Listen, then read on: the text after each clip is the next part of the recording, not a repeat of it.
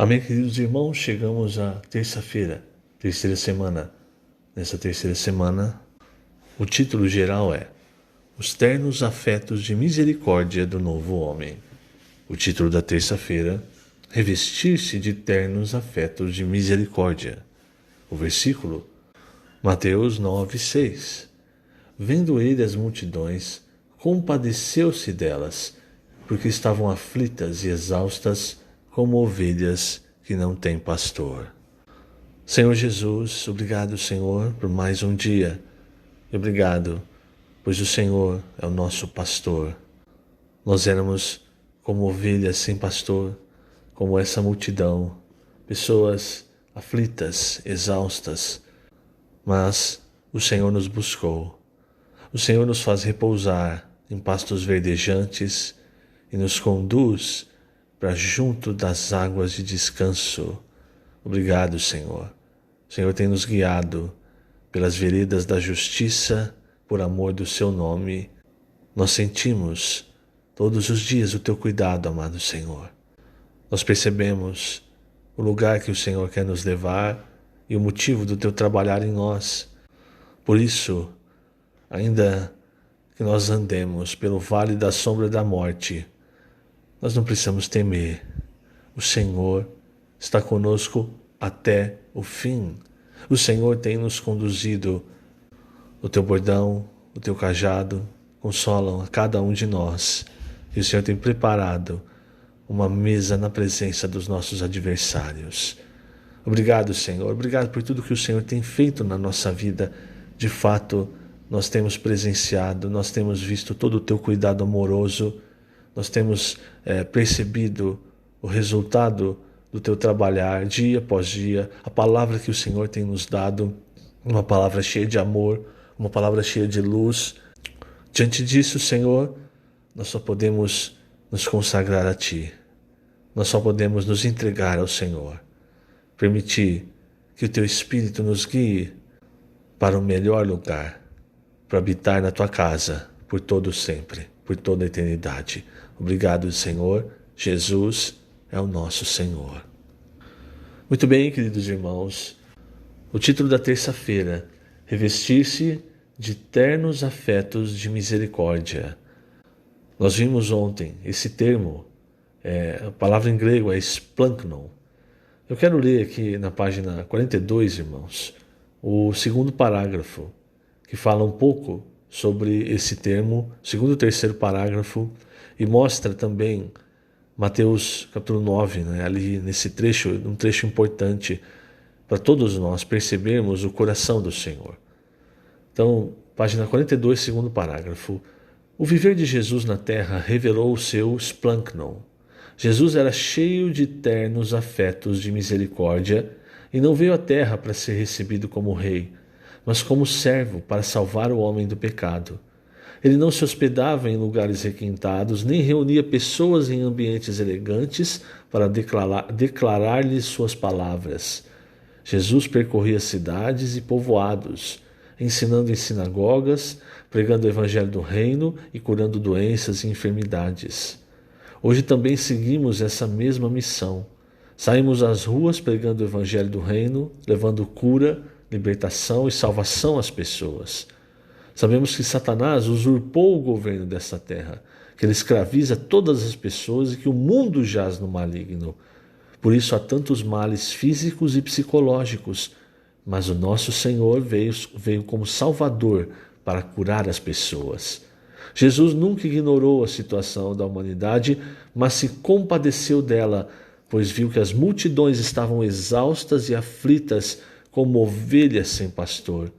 Em grego, o verbo compadecer-se em Mateus 9:36 é splanknizomai, derivado do substantivo splanknon. Assim como Jesus, saímos revestidos de seu splanknon. Enchemos-nos de compaixão ao ver as pessoas doentes, egoístas, individualistas. Pregamos-lhe o evangelho do reino para que vivam no rebanho do Senhor e não mais sozinhas. Vou ler mais um parágrafo. Revestir-se do novo homem não é mera doutrina, e sim uma troca de pessoa. Isso aqui é importante, irmãos. Preste bastante atenção nessa troca de pessoa. Antes vivíamos no velho homem, em nossas desgastadas virtudes humanas, mas agora vivemos no novo homem, nas virtudes humanas elevadas de Cristo. Você é um eleito de Deus, escolhido antes da fundação do mundo, para ter um viver santo e irrepreensível. Porém, a única maneira possível de ter esse viver é estar no novo homem. Quando você está no velho homem, está no lugar errado. O lugar certo para um eleito de Deus estar é no novo homem. Por que eu friso isso aqui, irmãos? Veja, quando Paulo ele mostra em Colossenses 3, não é? Primeiro ele fala sobre buscar as coisas lá do alto, nós falamos isso. Depois, irmão, parece que ele volta para a terra. O que ele quer mostrar? Ele quer mostrar, irmãos, o seguinte: para servir ao Senhor, todos nós queremos servir ao Senhor, mas para servir ao Senhor, há um princípio muito importante que nós vamos ver hoje. Para servir o Senhor, irmãos, nós precisamos nos despojar do velho homem. O nosso velho homem precisa morrer, nós precisamos trocar de pessoa. O Senhor só aceita o serviço do novo homem. E o serviço do novo homem é um serviço que o novo homem ele se refaz. Prestou atenção nesse termo que Paulo usa em Colossenses 3,10? Ele diz que o novo homem ele se refaz.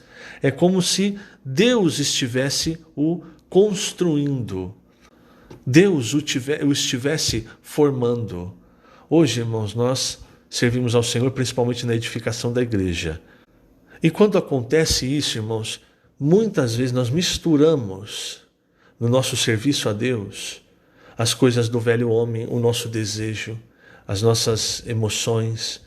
E nós não percebemos, irmãos, que primeiramente Deus está trabalhando em nós para que esse novo homem se refaça para o pleno conhecimento segundo a imagem daquele que o criou. Então Deus está trabalhando em você para que o velho homem seja totalmente extinto e o novo homem então possa servi-lo de maneira adequada.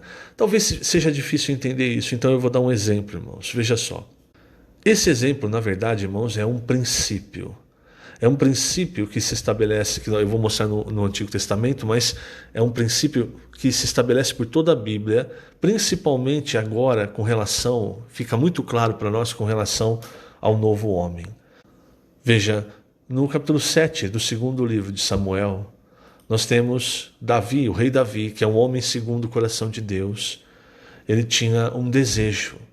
Então, diz assim, primeiro versículo: Sucedeu que, habitando o rei Davi em sua própria casa, tendo-lhe o Senhor dado descanso de todos os seus inimigos em redor, disse o rei ao profeta Natã: Olha, eu moro em casa de cedros, e a arca de Deus se acha numa tenda. Então veja, irmãos, ele tinha o sentimento, como todos nós, de edificar uma casa ao Senhor, ou seja, de servir ao Senhor na edificação, vamos trazer para nós agora, na edificação da igreja, certo? Esse sentimento é positivo, irmãos, mas nós precisamos entender os princípios de Deus.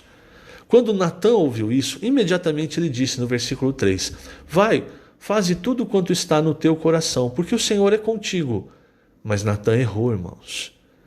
Nós precisamos aprender, eu vou repetir, se nós não conhecemos os princípios de Deus, como Deus, entre aspas, trabalha, nós corremos o risco de errar como Natã. Naquela mesma noite veio a palavra do Senhor a Natã dizendo, Vai e dize a meu servo Davi, assim diz o Senhor, edificar-me-ás tu casa para a minha habitação? E aí, irmãos, o Senhor começa a discorrer e ele começa a expor Davi. Ele diz assim, tu me edificarás casa para minha habitação? Veja o versículo 8. Agora, pois, assim dirás ao meu servo Davi, assim diz o Senhor dos Exércitos, tomei-te da malhada, de trás das ovelhas, para que fosses príncipe sobre o meu povo, sobre Israel. E fui contigo por onde quer que andaste. Eliminei os teus inimigos diante de ti, fiz grande o teu nome como só os grandes têm na terra. Veja, irmãos, ele estava fazendo Davi se lembrar quem Davi de fato era, como ele era um simples pastor de ovelha quando o Senhor o tirou da malhada das ovelhas, e foi o Senhor que, através de Davi, não é, das coisas que Davi fez, ou seja, foi o Senhor que conduziu Davi, estava lembrando Davi disso. E aí, irmãos, os versículos 11, 12 e 13 são cruciais para nós entendermos algo muito importante. No versículo 11, ele diz assim: desde o dia em que mandei houvesse juízes sobre o meu povo de Israel. Agora, veja o que ele fala para Davi: dar-te-ei, porém, descanso de todos os teus inimigos. Também o Senhor te faz saber que ele, o Senhor, te fará casa. Veja, irmãos, Davi foi até o profeta com a ideia de fazer uma casa para o Senhor, de fazer uma obra para o Senhor. Mas o Senhor voltou para ele dizendo assim: Davi, você não se conhece. Você lembra quem você era, o que eu fiz na sua vida? E outra, Davi, eu vou fazer uma casa para você. Quer dizer, isso é um princípio, irmãos, de que antes de nós fazermos para o Senhor, Deus precisa trabalhar em nós. O que o nosso amado irmão Pedro tem falado sobre o PAC, sobre nós servirmos na comportagem, passarmos, temos uma experiência. Às vezes você tem um sentimento como o de Davi, você acha que vai para fazer a obra, quando na verdade, irmãos, você vai para que Deus faça a sua casa, faça a obra em você. Exponha quem você é, para que você veja que a glória é de Deus. É Deus quem faz tudo. E veja, olha só como segue a conversa de Deus com Davi. Quando teus dias se cumprirem e descansares com teus pais, ou seja, quando você morrer, Davi, aí eu vou levantar depois de ti o teu descendente, que procederá de ti, e estabelecerei o seu reino. Este edificará uma casa ao meu nome. Ou seja, é o princípio de que o velho homem precisa morrer para que o novo homem possa edificar a casa para Deus. Então, Deus está trabalhando, irmãos, e muitas vezes Ele está trabalhando exatamente para nos expor. Para expor, irmãos, como nós... Porque veja, Davi não se conhecia. A gente vê isso também no Novo Testamento com o apóstolo Pedro. E poucos capítulos após, o capítulo 7, Davi comete aquele desatino no capítulo 12 de 2 Samuel, com Batseba, com Urias. Em outro trecho, no primeiro livro de Crônicas, capítulo 22, o Senhor mostra para Davi exatamente porque ele não podia edificar a casa de Deus. Esse é o velho homem. Por que o nosso velho homem não pode edificar nada para Deus? Porque o nosso velho homem, irmãos, ele pode ter até um coração para Deus, pode até amar o Senhor, mas é como Davi. Poucos capítulos depois ele comete aquele desatino, e veja, versículo 8, primeiro livro de Crônicas 22. Porém, a mim veio a palavra do Senhor dizendo: tu derramaste sangue em abundância e fizeste grandes guerras. Não edificarás casa ao meu nome, porquanto muito sangue tens derramado na terra na minha presença. Esse, irmãos, é o nosso velho homem. Nosso velho homem, irmãos, ele sempre quer brigar. Ele não quer a paz. Ele quer a luta, ele quer brigar com os irmãos, ele quer... Você entende? Versículo 9 diz: eis que te nascerá um filho, que será homem sereno. Quando você vai lá para Colossenses, o que Paulo fala? Que esse esplâncnon de Cristo, que o novo homem, ele tem o quê? Ele tem humildade, ele tem bondade, ele tem longanimidade. É ele que pode edificar, fazer a obra de Deus. Então diz que será homem sereno, porque lhe darei descanso de todos os seus inimigos em redor. Portanto, Salomão será o seu nome.